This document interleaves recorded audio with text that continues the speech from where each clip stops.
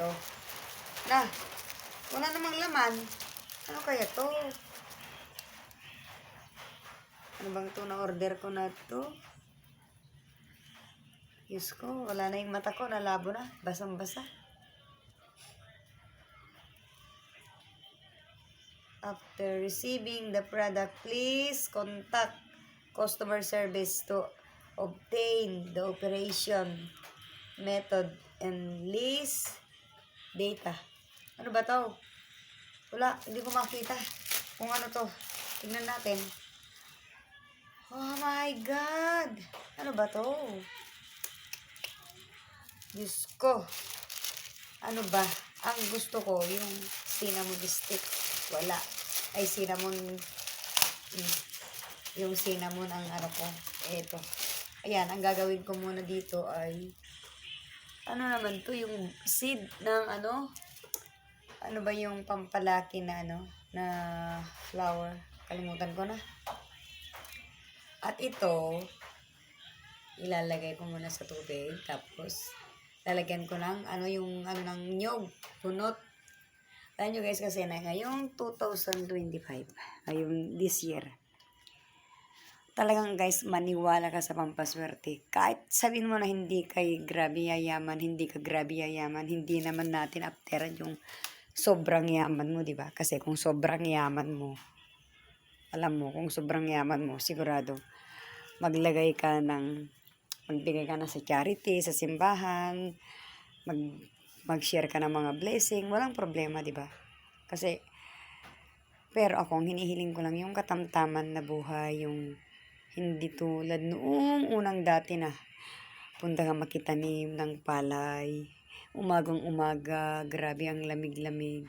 Alam niyo guys, noong OFW ako, grabe ang iyak ko. Nandiyan si Mama Mary at saka si Papa Jesus. Lagi ko yung hinihiling, hindi ako nagtitigil. Lagi, gabi-gabi, pag nagdasal ako, sabi ko, Lord, please, help me. Gusto kong mabigyan yung mga anak ko ng, kahit masuportahan ko sila ng magandang buhay. Kahit konti lang, sabi ko, hindi ko hinihiling yung sobra-sobra. Basta konti lang na makaahon kami sa hirap. Alam niyo ba, nasubukan ko pa kaya yung ano, yung naging ang bahay namin ay kulungan ng baboy. Kasi yung nabagyo. Tapos, wala na kaming higaan kasi naalis yung bubong. Tapos, ano yung bubong na lumipad.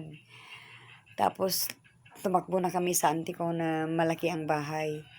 Pero hindi pa lumipad yung bubong. Pero maliit pa yung mga anak ko, muntik pa kaming natamaan guys ng yung mga kahoy kasi maraming nasisira na kahoy, di ba?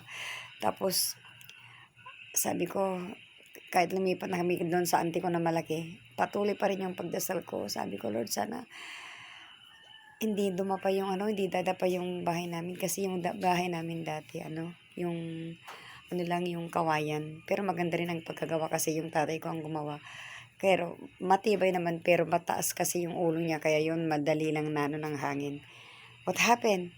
Tapos yun, kaya yun hanggang nasira yung bahay namin. Tapos yun, pag nasira na yung bahay namin, di wala na kaming, pag natapos na yung hangin, saan ka tutulog? Di ba? Saan ka matutulog? Siyempre, alangan naman na doon ka na forever sa auntie mo doon ka na sa auntie mo na lumipatan mo, di ba? Siyempre, alam yung ginawa namin, inayos namin yung kulungan ng kambing at sa baboy. Ayan, doon na kami natulog. Hanggang naayos yung asawa ko yung bahay namin na naibalik yung ulo. Doon muna kami. Pero yun, yung nandun na nasira yung bahay namin, nag-a-apply na ako noon ng Malaysia. Nag-i-start ako na mag-apply ng Malaysia pero wala pa akong employer. Pagkatapos, diba, awa ng Diyos, after 1 month siguro, may employer na ako. May call na ako sa agency na papaalis na ako. Kaya, hindi pa rin nagawa yung bahay namin. Ganun pa rin. Nag-aalala ako sa mga anak ko kasi siyempre, saan sila titira? Wala silang magandang bahay. Wala silang tirahan na maganda, na maayos. Kaya doon muna sila sa nanay ko. At saka sa tatay ko kasi mababait naman yung magulang ko. Hanggang nagtagal, hindi pa rin ako nakaano doon. Naayos na yung bahay namin pero hindi ako kasi ang Malaysia noon guys, napakaliit ang sahod. 580 ringgit lang noon. Magkano lang dito sa Pilipinas? 5,800. Parang nandito ka lang sa Pilipinas na naging katulong. Pagkatapos, akin na yan be, akin na yan be, akin na yan. Tapos, pagkatapos ko yun, nagtagal, pumunta na ako sa Malaysia, tapos Bahrain. Ay, bumalik ulit ako sa Malaysia. Pagkatapos ng balik ako sa Malaysia, napaayos ko konti yung bahay namin, pero hindi yung talagang buo na naayos kasi. Konti pa rin yung sahod ko. Pagkatapos ng pagdating ko doon, nagbarin ako yun. Naayos yung bahay, pero hindi naman masyadong maganda kasi hindi buo. Parang repair lang. Kasi yung pera maraming pupuntahan, di ba? Hanggang pumunta na ako ng Dubai, Bahrain, Kuwait, hanggang pagdating ko galing Dubai, ayun. Yung bahay namin na inayos ang asawa ko na dati noon, yun, na naman, dito na, nasira na naman guys. Pagdating ko dito sa Pilipinas, wala pang akong naiuwing pera kasi nga, na-deportation ako. Kasi nga doon na tumakas nga ako doon dahil nga yung amo ko maldita, di ba? Yung amo ko noon maldita. Tumakas ako noon kaya diretso na ako sa departure. Wala na akong dala kasi nakulong nga ako noon guys kasi tumakas kami, kasama ko yung mayroon akong kasama na Pinay. Wala akong nadala, bag lang na maliit. Alam niyo ba kung anong nadatnan ko dito sa Pilipinas? Wala nga akong pera guys na inuwi. Ni pisong duling. Yun lang awa sa akin ng mga tao na nakakita sa akin na wala na akong pera, wala akong dala. Hanggang pag-uwi ko dito, Diyos ko, alam niyo ba kung anong nadatnan ko? Yung bahay namin na nakadapa. Yun, na nakadapa. Kaya sabi ko sa inyo guys, huwag kang mawala ng pag-asa na kahit sabihin mo na hirap ka, maraming pagsubok sa buhay mo. Pero grabe ang tigas ng puso ko noon guys. Sobra. Akala nyo ba na nawalan ako ng pag-asa? Hindi. Maraming pagsubok sa buhay ko. Hanggang sa kulungan, hanggang pag-uwi ko. Tuloy pa rin yung ano ko. Tapos nung nakapunta na ako sa Saudi, medyo LL na sabi nila, nakamove on na. Punta na ako sa Saudi ulit. Doon ko na nakilala yung, di ba, nanonood ako ng mga videos sa YouTube, di ba, nanonood.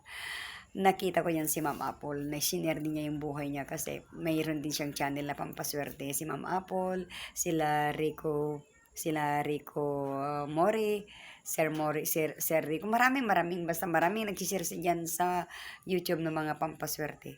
Ayun. Ginagawa ko yun guys. Ginagawa ko yun. Number 1 na pampaswerte ko sa buhay ko yung bang asin at saka bawang. Yun. Tapos laurel. Yan. Yung mga luya. Yan. Basta ginagawa ko lahat. Hanggang pag-uwi ko dito, yung mga masiswerteng halaman, yung mga bad na halaman na hindi pwedeng ilagay sa harap. Ganyan yung ginagawa ko. Tapos yung mga pampaswerte, yung mga pampaswerte, yung mga takotang mga ahas, ganyan. Yung, basta, lahat yung ginagawa ko para sa ganun. Kahit hindi ko man natikman yung maging, kung yung LL na sinabi nila, yung bang makamove on. Nakamove on na rin ako kasi awa ng Diyos. Kasi nakabangon din yung parang nasa ilalim ka, lalo nung nasa ano ako. Alam niyo ba guys, nung nasa kulungan ako, never akong naging positive. Ay, naging, negative. Hindi. Basta positive lang ako. Basta positive lang ako. Sabi ko, may tiwala ko sa Panginoon na hindi ako forever dito kasi wala akong kasalanan. Sabi ko, wala akong kasalanan na ginawa sa tao. Alam niya kung anong kasalanan ng mga amo ganun. Kaya ang ginawa ko guys, doon ako sa sulok, dasal lang ako. Wala akong pakialam sa mga kasama ko. Basta dasal lang ako. Okay lang yung mga anak ko.